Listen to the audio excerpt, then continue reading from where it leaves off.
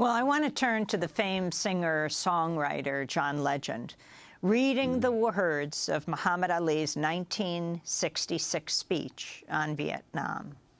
Why should they ask me to put on a uniform and go 10,000 miles from home and drop bombs and bullets on brown people in Vietnam, while so-called Negro people in Louisville are treated like dogs and denied simple human rights? No, I am not going 10,000 miles from home to help murder and burn another poor nation simply to continue the domination of white slave masters of the darker people the world over. This is the day when such evils must come to an end. I have been warned that to take such a stand would put my prestige in jeopardy and could cause me to lose millions of dollars, which should accrue to me as the champion. But I have said it once, and I will say it again. The real enemy of my people is right here. I will not disgrace my religion, my people, or myself by becoming a tool to enslave those who are fighting for their own justice, freedom, and equality. If I thought the war was going to bring freedom and equality to 22 million of my people, they wouldn't have to draft me. I'd join tomorrow. But I either have to obey the laws of the land or the laws of Allah.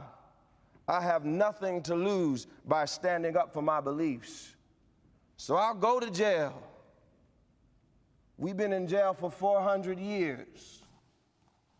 That was John Legend, yes, the singer-songwriter, and a clip from The People Speak, which was inspired by the late, great historian Howard Zinn's groundbreaking books, People's History of the United States and Voices of People's History of the United States. That speech was Muhammad Ali's speech. Ishmael Reed, talk about what happened to him, announcing that he would not go to war, being sentenced to 5 years in prison, being stripped of his heavyweight title, the case going right to the U.S. Supreme Court before it was overturned, before it was reversed. Well, Ron Lai, who fought Muhammad Ali, said that the 3 years that were taken out of his career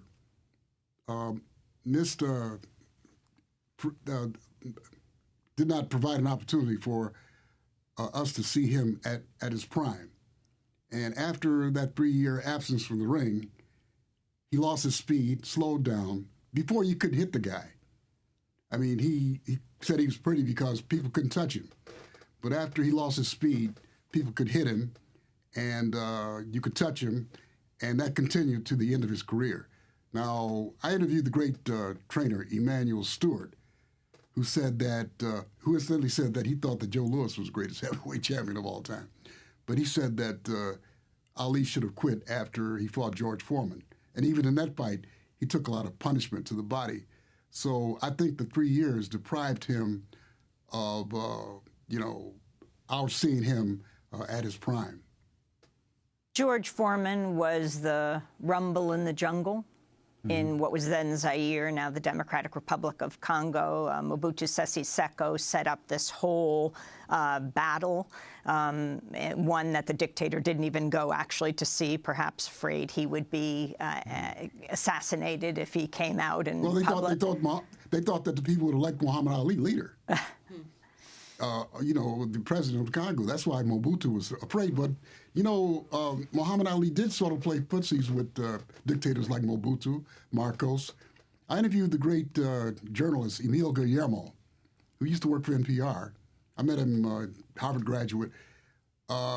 He said that the fight in Manila brought the Philippines into the 20th century. They were no longer dismissed as our little brown cousins, but became a first-class nation because of that fight and the publicity that came as a result of that fight. Now, the Aquino family was in San Francisco and other places. They objected to that fight because they thought it would bring prestige to Marcos. But at the same time, where he was palling around with Marcos, he went out and met with the rebels during Ramadan.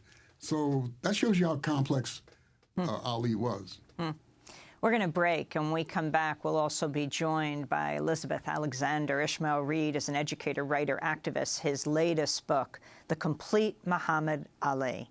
Reed, the recipient of the MacArthur Genius Award, currently visiting scholar at the California College of Arts. We're going to hear Elizabeth Alexander recite her poem, Narrative Ali. Stay with us.